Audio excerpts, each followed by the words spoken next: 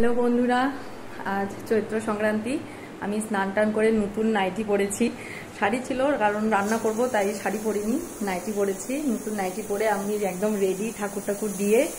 আজকে আমাদের পাচন রান্না হবে। পাচন হচ্ছে ভ্যারাইটিস ধরনের সমস্ত সবজি, মানে বাজারে আর কোনো সবজি বাকি নেই, সব নিয়ে এসেছি, সব রকমের সবজি।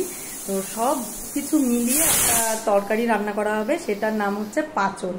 এটা আমাদের চট্টগ্রাম, নোয়াখালী। আমার বাপের বাড়ি নোয়াখালী আর শ্বশুর বাড়ি চট্টগ্রাম, তো দুই দেশেরই একই নিয়ম। তো এই যে আজকে পাচন রান্না হবে।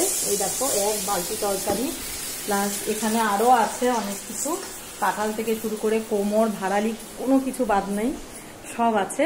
তো চলো সব রেডি, কড়াই বসিয়ে দিই, পাচন রান্না শুরু করি।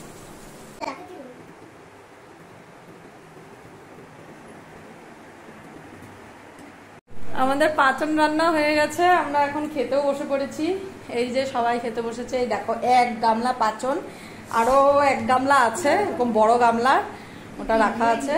আর তার সাথে আছে টক ডাল, ডালের বড়া, উস্তা ভাজা, টমেটোর চাটনি, মিষ্টি দই, আর হচ্ছে কাঁঠালের তরকারি। তো চলো আমরা এখন খেতে থাকি, আর ততক্ষণে তোমরা চ্যানেলটা সাবস্ক্রাইব করে ফেলো। টাটা।